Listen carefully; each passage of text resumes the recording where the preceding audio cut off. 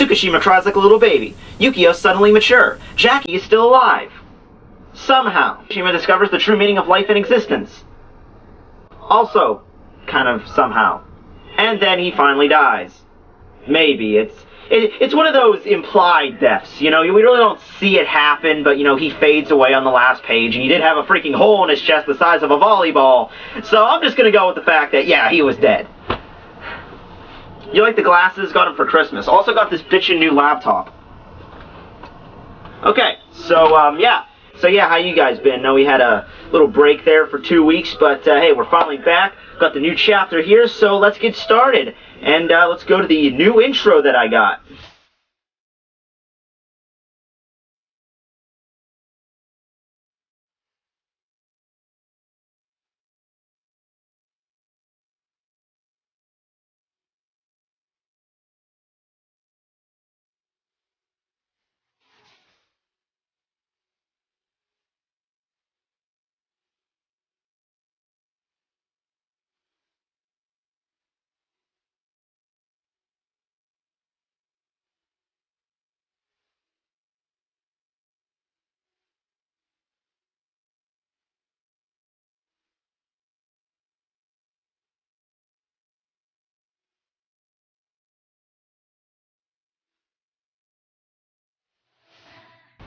Yes, and special props to Fundamental Physicist for that awesome drawing and title card that he drew for me.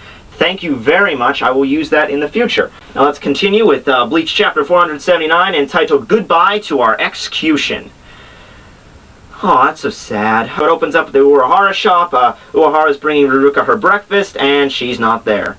So instead he's going to give it to Jinta, who does not like pickles, so they punch him, I guess. It's not really clear. It doesn't really make a lot of sense. I mean, I don't like pickles, so that means do I get punched in the head? Ow!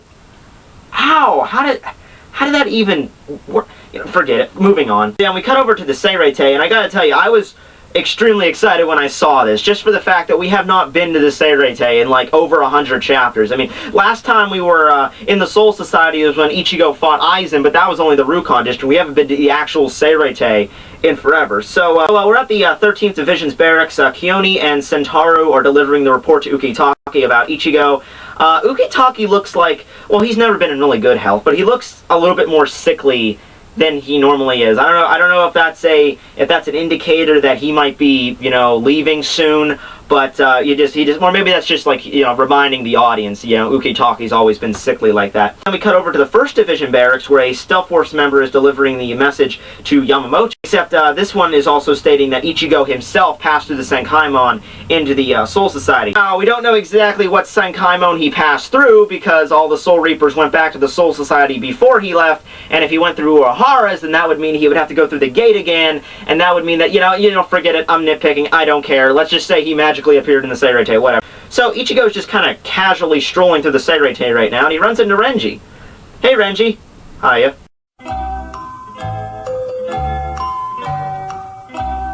Oh, wait, what the hell are you doing here? So, yeah, that was kind of a funny moment. I kind of chuckled at that. So, not only Renji, but apparently every other captain in the oh, by the way, Soifon has longer hair now. Good for her. So they're all apparently shocked why Ichigo is there, and I'm just thinking to myself, like, why are you shocked so much? He just found out that you guys have been spying on him and basically restricting his power while he's been a substitute Shinigami, so it shocks you. So this is like such a big shocker that he's coming back to ask questions about that situation. I mean, we later find out that he doesn't, but it's just curious. I mean, I think they would have been expecting that. Ichigo finally arrives at the 1st Division barracks.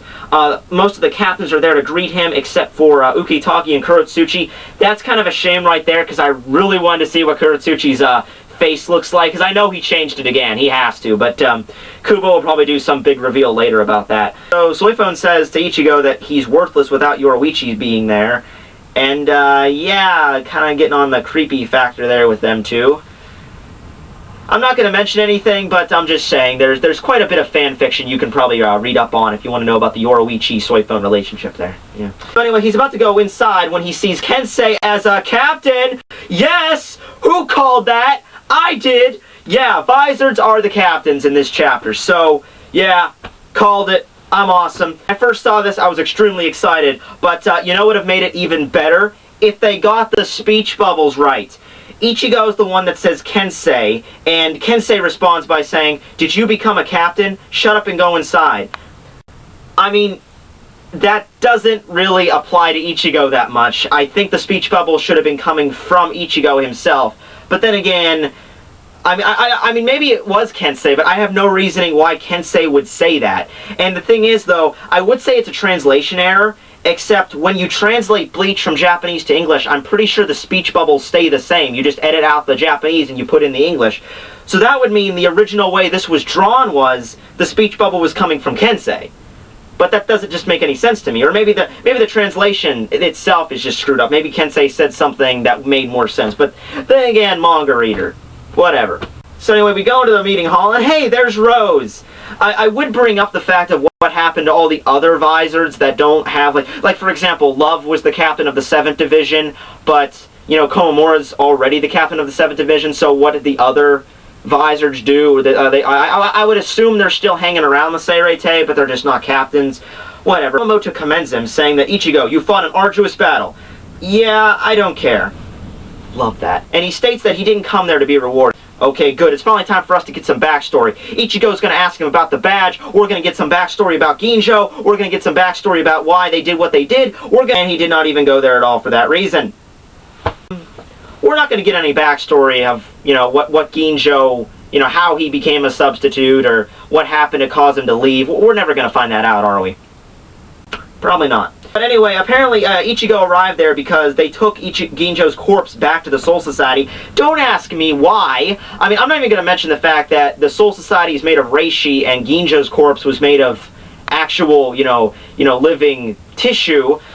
Did his soul... I mean, that's another thing, too. Did his soul leave? Like, because Ginjo was supposed to be a human, or maybe it was his soul that died. I don't know. But I just have no reason why the Soul Society would want his corpse. If he was still alive, and they wanted to imprison him, kind of like an Aizen type deal, that would make sense. But he was already dead. What's the problem? So everyone's, you know, noticeably shocked by this, and Shinji shows up, and I guess it's kind of cool. He's still wearing his tie under his Soul Reaper outfit, which I think is really cool. So he states to him that, you know, he screwed up your family and friends. Okay, not really. That was more of a Tsukishima type deal, but we're just going to go with the fact that, you know, Tsukishima was taking his orders from Ginjo. But he says, can you still forgive him? And I'm just amazed by this. I'm like, the guy's dead. You know, it doesn't matter if you forgive him, he's dead. He can't do anything about it. So what's the big deal about taking him back and burying him? It's just a sign of respect. I mean, he states this off, and Ichigo even states this. He says, hey, my friends are back to normal, I'm alive, and he's dead. So I just want to bury him because he is a substitute Shinigami, and I guess he's doing this to show that he's the better of the two. That, you know, even though Ginjo wronged him in so many ways, he is still a substitute, and Ichigo would want to be treated the same way after he passes on. Like, he would want the Soul Society to treat them the same way, so that's why he's doing this, maybe. I guess, I'm just assuming. So, yeah, Yamamoto doesn't really agree or disagree on Ichigo's proposal. He just says, shall I reckon that you thought carefully before saying this? And Ichigo just kind of gives him, like, a blank stare, like, yeah, no, I just kind of came up with this, like, 5 seconds ago. But, yeah, I mean, yeah, I thought about it. But, anyway, we cut over to an empty field. Ukitake and Shunsui are there. And I'm just going to start calling him Shunsui, because every time I say Choraku instead of, like, Choraku or something like that, I always get mail over it. So I'm just going to call him Shunsui from now on. But he arrives, and Ukitake asks about the license, and Shunsui says that he took it with him. Once again, I don't really, like he needs the badge to become a Soul Reaper, so I'm pretty sure he would have taken it with him anyway. But Shunsui apparently asked him about it, and Ichigo just says, I trust you guys, so I'm just going to be taking the badge, and I trust you guys, so whatever. That Ichigo got more mature. Like, he's treating the situation much better than they thought they would. I guess they would have assumed that it would have ended up kind of like a Ginjo thing. Like, Ichigo would have found out what the badge does, and he would have freaked out about it, and he would have went to the Soul Society, and he didn't do that, so he surpassed their expectations, so pretty cool. So then we cut back to the human world. Riruka's standing on top of a fence, and she's thanking everyone. She's thanking Chad for trusting them, Orihime for crying for him, and she thanks Ichigo too. And the final page of the chapter is Please Forgive Me, as Riruka steps off into the sky, and she tells them to never forget about them. So, yeah, that's the end of the chapter, and, oh, wait a second, what's this? Bleach will be on a 3-week vacation. What the hell?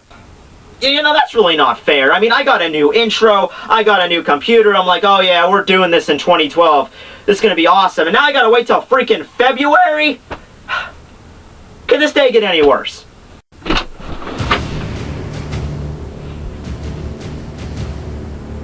I have risen from the grave! Yay! What? That's it? I've come back to life from the dead, and all I get is a yay? Well, you know, I probably would be more impressed with it if this wasn't like the 5th time you've come back to life. I mean, where do you even go, anyway? Well, you know, I go to hell. Oh, you're right, I'm sorry. I don't remember reading about the 10th circle of hell that contains nothing but mildly irritating idiots. What the hell are you even talking about? Hell has circles? What idiot came up with that concept? It's just from a book I'm reading, it doesn't matter. Look, can you just stand still for like 5 seconds so I can stab you with this sword again? Don't even bother with it. This time I've been brought back to life as an impenetrable cyborg. My skin is hard as steel, and my brain has been replaced with a computer processor so advanced that I can see over 2 seconds into the future. I can foresee every single move that you could possibly...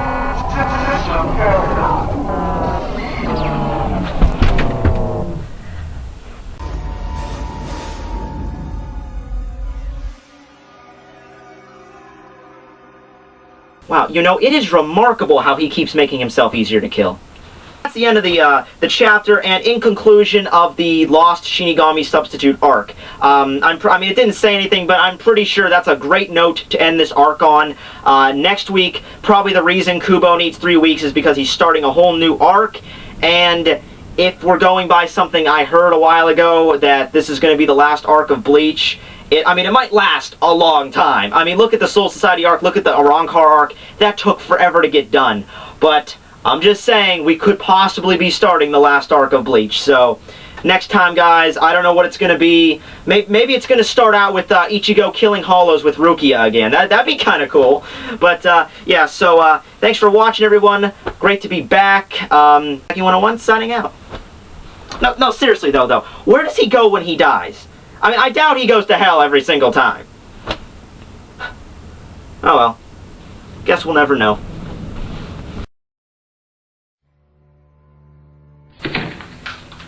Hey, I'm back. Were you successful this time? Well, no, he killed me with a screwdriver this time. But, hey, I went ahead and I picked up your favorite candy. You have failed me for the last time. Hado number 4. Byakurai. Huh? You say something?